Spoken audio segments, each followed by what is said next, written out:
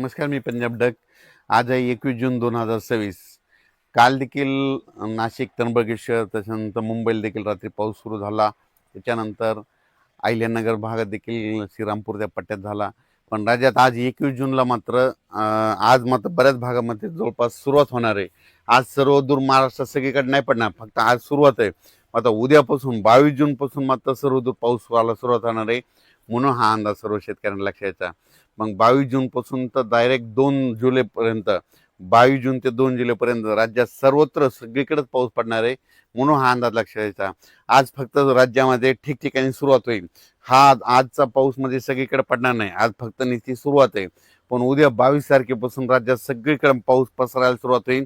राज्यात सर्व दूर मात्र उद्या रात्रीपर्यंत बऱ्याच भागामध्ये कव्हर करून जाईल.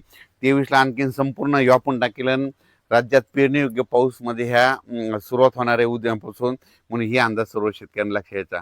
म्हणजे सांगायचं झालं तर आज फक्त निश्चित सुरुवात आहे. आज सुरुवात झाल्या सगळीकडे पडत नसतं.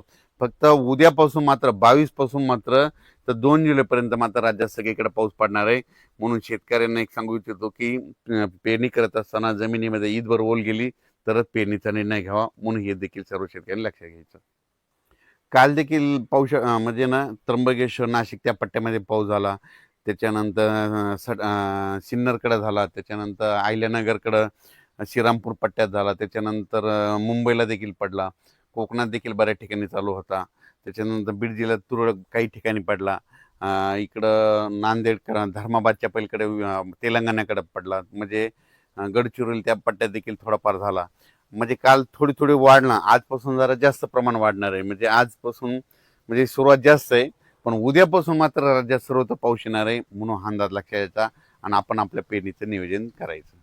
आणि राज्यातल्या सर्व शेतकऱ्याला सांगू इच्छितो की म्हणजे आता म्हणजे 21 जून ते 2 जुलैच्या दरम्यान राज्यात सगळीकडे पाऊस पडणार आहे आणि सगळ्या शेतकऱ्याची पेरणी सुरू होईल.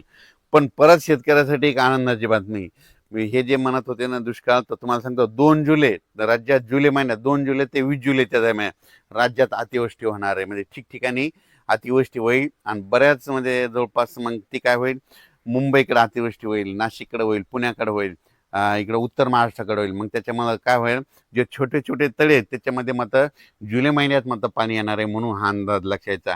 जायकवाडी देखील, जायकवाडीचे जे लाभ क्षेत्राचे ऊसवाल्यासाठी सुद्धा आनंदाची बातमी. जुलै महिन्यात काय होणार आहे, नाशिक, उत्तर महाराष्ट्राकडे जोरदार मुसळधार अतिवृष्टी होणार आहे. त्याचं पाणी गोदावरीला येणार आहे. मग त्याच्यानंतर धरणामध्ये आवक यायला थोडीफार सुरुवात होईल.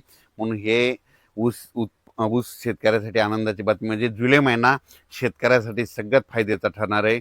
म्हणून हा अंदाज सर्व शेतकऱ्यांनी लक्षात यायचा.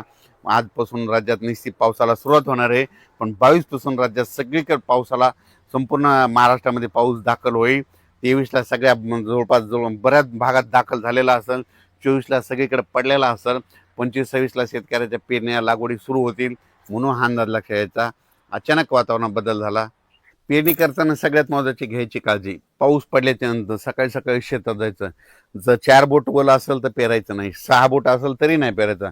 चांगली ईदभर ओला असेल तर तुम्ही पेरू शकता, कारण की राज्यामध्ये चांगला पेरणीयोग्य म्हणजे पाऊस पडणार आहे. काय होतं, पेरल्याच्या नंतर सरासरी पाऊस उघडत आहे, पण यावेळेस तसं होणार नाही.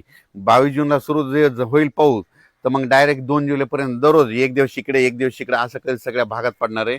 म्हणून यावर्षी आता हे शेवटच्या आठवड्यात पेरणीचं देखील चांगलं पोषक वातावरण राहणार आहे. म्हणून पेरणीची देखील सगळ्यांनी तयारी ठेवा. धन्यवाद.